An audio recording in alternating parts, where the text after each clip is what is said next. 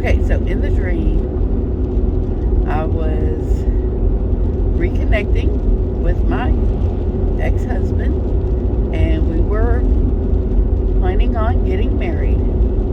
And so he wanted to take me to his mother's house because she had this really old heirloom ring that she wanted to use for the wedding, and she wanted me to have.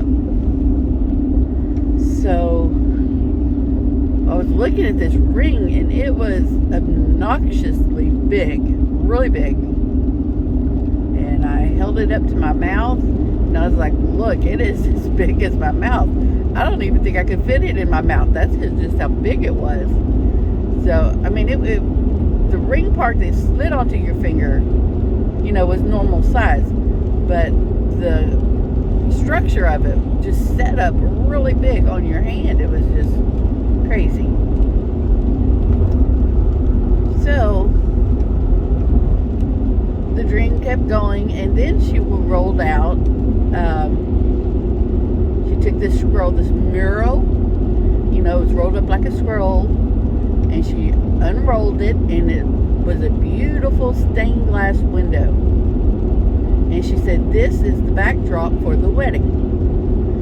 And so right there I made the connection. Okay, I'm dreaming about the church.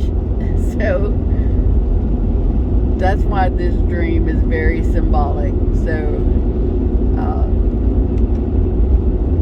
I don't remember much more about the dream, but I do understand.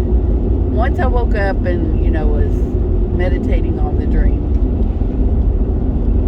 I did some research, and it just so happened, everybody knows that Jesus, Yahusha, he is from the tribe of Judah. So that takes you back to the Hebrew.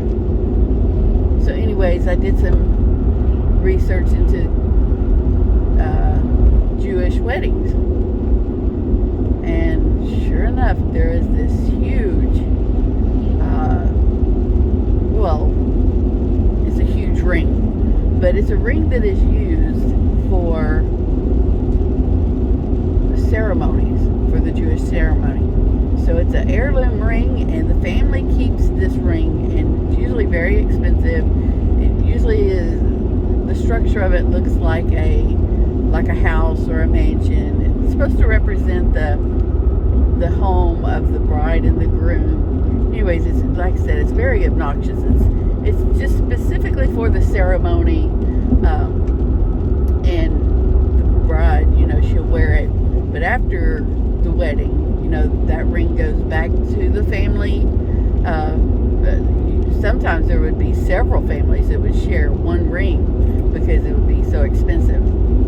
So anyways, the ring goes back to the family, and it stays there with the family until the next wedding, and they use it for the ceremony. Anyways, I took this interpretation to mean that it is now, like I said, they only took that ring out for the ceremony. It wasn't an engagement ring. The bride didn't wear it the whole time she was engaged, like we do now. We wear our engagement ring, let people know, hey, I'm engaged, I'm going to be getting married, in the near future. So I took it as Father was trying to let me know and to share with you that it is time for the ceremony, guys. It is time to bring out the ceremonial wedding ring, and we're fixing to have a wedding. We are fixing to have a wedding. Can you imagine? I mean, my mind is just blown. Just blown. I'd never heard of this ring before, and there I was having a dream about it. I'm telling you guys, we're close. We are so close. And this was a couple of years now. So, I mean, we're even closer than when I had the dream. Now, I don't know if you know, but I do have a website, and it is called www.fatherspoketomeme.com. That's all Father spoke to me. No spaces. So if you go on there, you can find all kinds of information about, especially the Hebrew background. A lot of stuff that you just don't learn in the church. So I encourage you, invite you to go and check out my website and see what you can learn about that. But anyways, so exciting. We are getting close to the Savior coming and catching his bride away and taking her off to the wedding ceremony. And I am just tickled pink. And I hope you are too. So, okay, so I'm coming across the bridge now. I don't know what all you can really see on this camera because it is very foggy. But this is Chincoteague Island. And I'm going to drive you through here before I'm going to take you down to the historic area so you can kind of see. Want to come visit? This is the attraction. So here we are heading down to Main Street. Or we are on Main Street. And you know what? It doesn't look nice. See, we got construction going on right here on the right.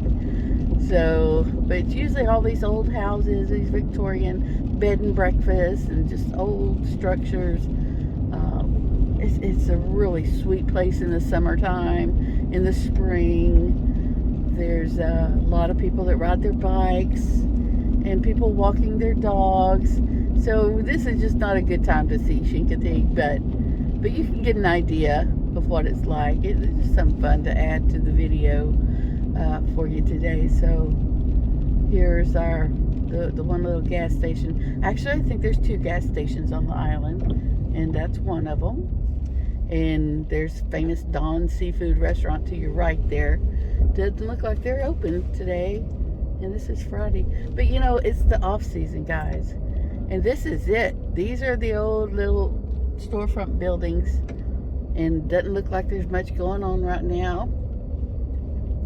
That building to your right is in major need of repair. Some nice places here on the left, fun shops. And I used to have a shop on this street. There's the little theater on the left there. Library to the right. We could turn to the right there to the waterfront. But you see, it's raining. I don't really want to do it. I'm going to take you guys to the beach one day. I'm going to take you and see all the pretty stuff when the sun's out.